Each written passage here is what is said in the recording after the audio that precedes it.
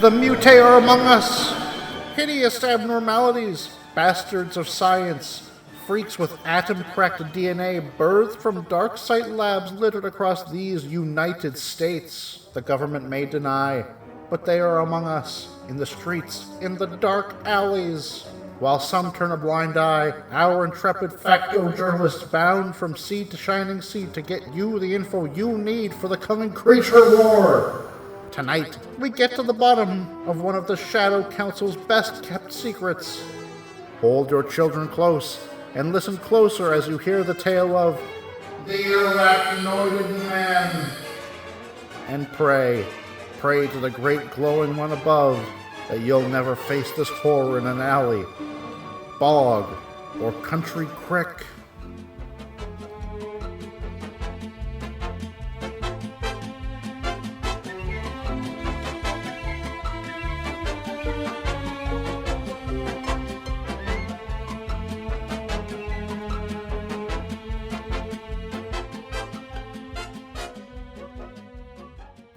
Chapter 1. Dawn breaks. A new morning of terror!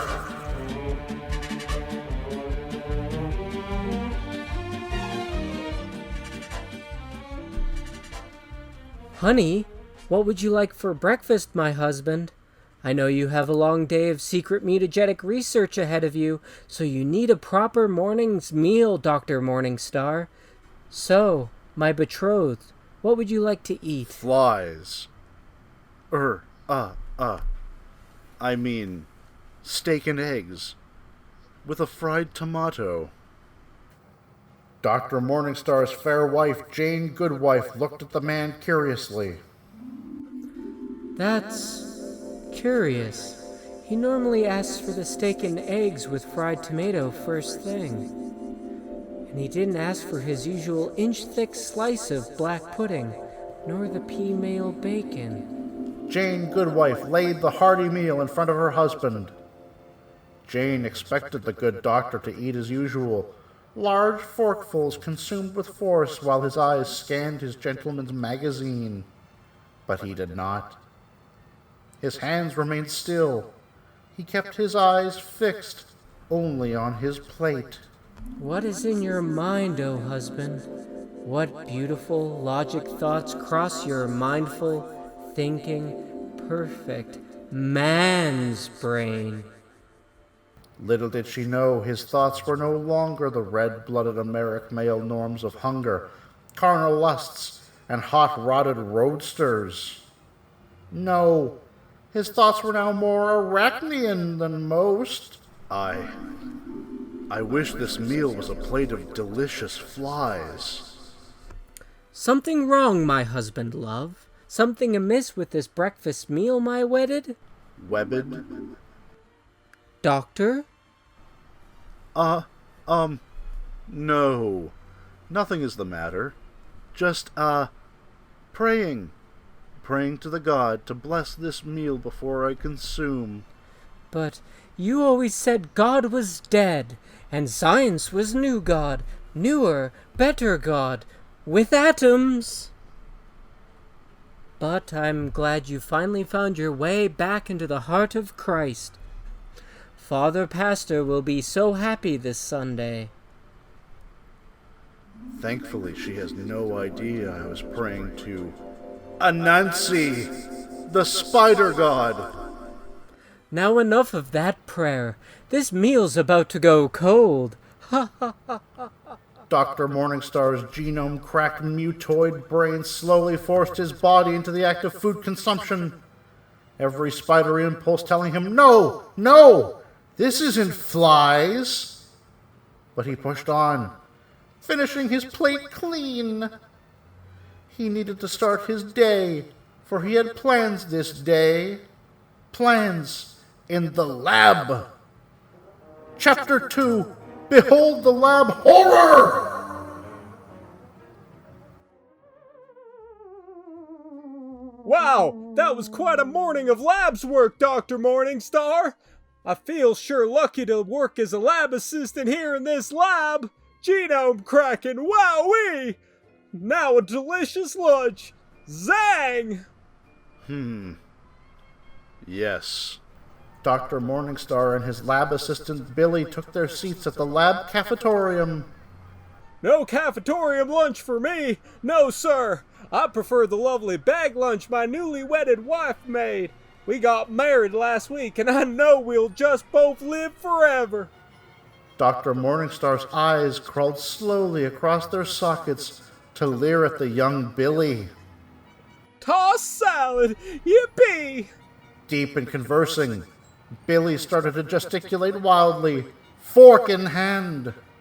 Damn you, Billy, you hand talker. Watch those hands. You almost poked out one of my 8 eyes with that gesticulating. But good doctor, you only have 2 eyes. Well, you see, humor. Ha ha ha! Oh good! I enjoy humor! Oh, Dr. M, you are a card! The room fell to an awkward silence. That's odd. Dr. Morningstar doesn't usually like humor. And he did slur me out over my mixed green salad. The way he stares at his meal of boiled chicken with tomato paste, it's almost as if he wishes it were a plate of flies. Just then, another scientist burst into the room. Gasp! I have horrible news! Oh no! Whatever is the matter? The insects! The lab flies for this afternoon's genome experiment! They're gone! 2 plates worth! Why, if you were some sort of arachnoid man, why they'd make quite the early lunch. This is awful! Isn't it, Dr. M? No, it isn't. I mean, yes. Buzz. What was that? Nothing. Should I place a new order with the flies supplier, Dr. M? Yes! Oh God, yes! Buzz. I mean, of course. Make it a double this time. Peculiar. Again. And his breath smells of fly?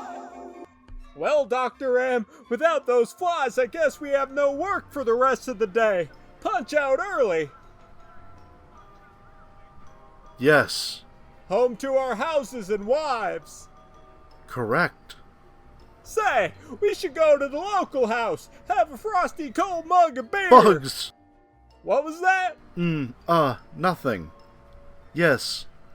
Let's go have a cold mug. Something is going on here. If only I could hear those thoughts of yours, Dr. M. But poor Billy, he did not possess the seer's gift of telepathy. Yet even if he did, the good doctor's thoughts would be too strange, too arachnoid to comprehend. Flies, bugs, insects, webs!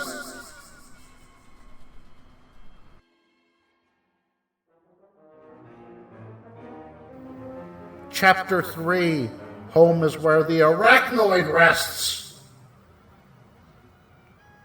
Jane Goodwife straightened her wifely apron with her hands.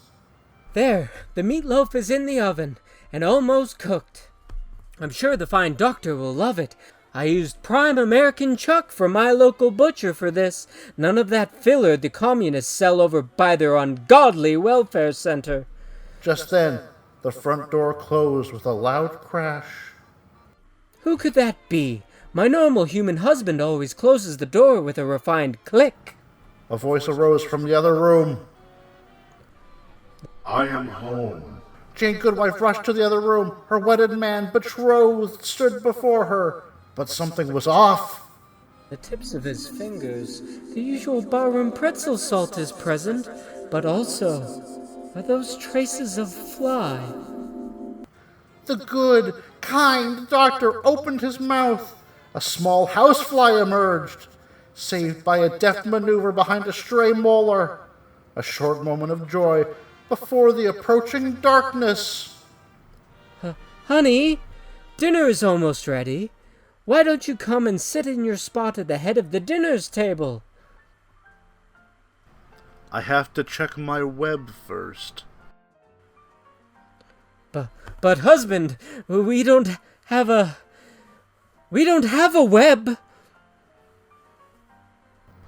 Oh. Dr. Morningstar followed his wife into the kitchen to the dining table and took a seat at the man's place of the table. The head. Looking out over all he owns, the American dream, some may say. And they must say, as to think anything else is just wrong. Yes, sit here. I will get both of our portions. Jane Goodwife turned towards the stove, placing her feet into the 2 Engravian holes in the linoleum, each one the exact size and shape of a high heel. Not too high as to affront God, but still tall enough to keep interest. These last 24 hours have been odd, but this meatloaf special is bound to turn his frown around. Get my husband back into his normal mind for his usual evening of dark liquor and inebriated slumber. Yes, a meatloaf would turn any warm-blooded male back on the straight and narrow.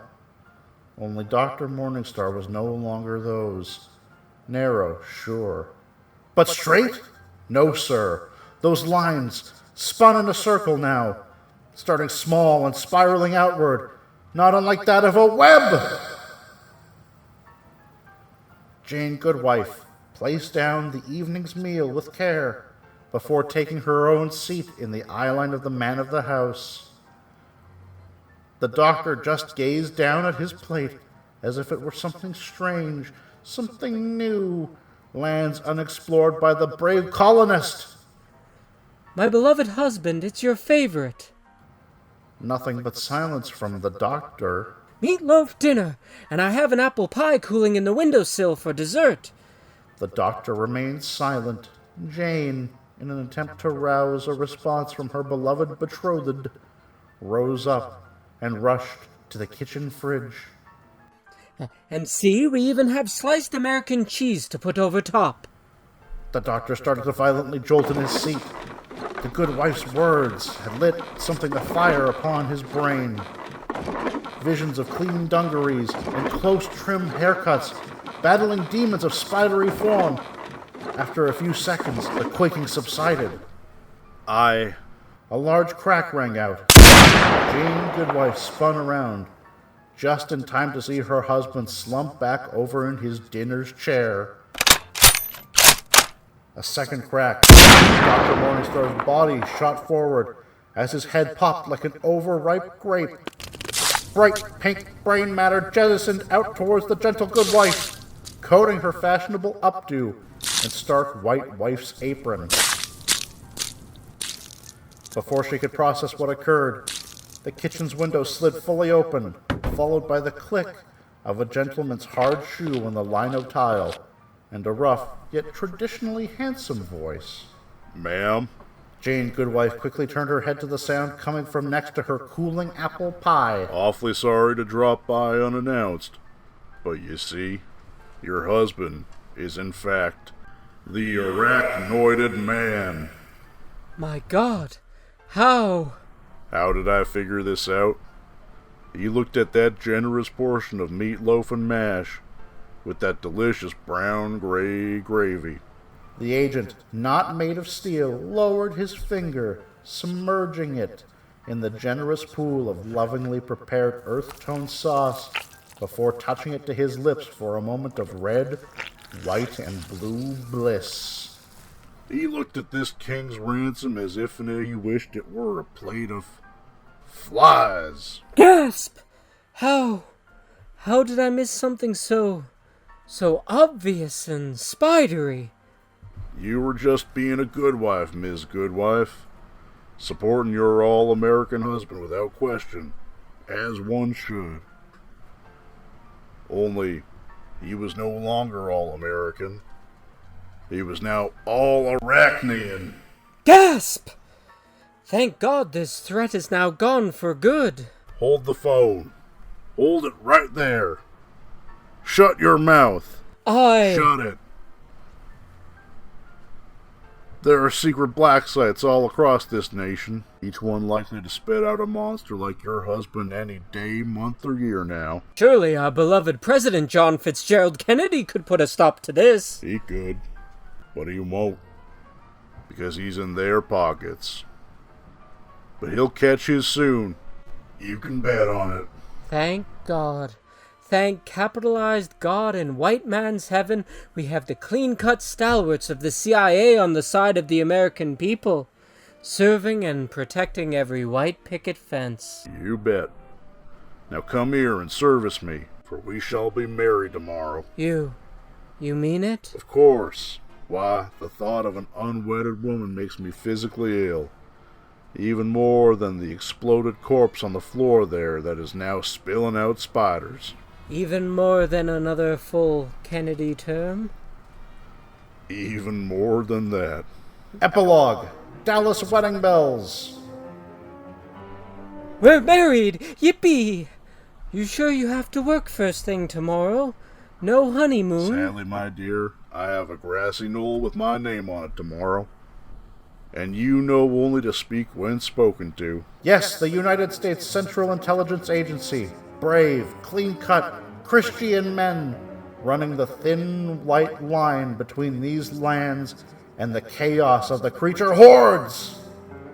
Sleep tight in your bed, knowing these heroes stand on every street corner and keep in line because they are watching you!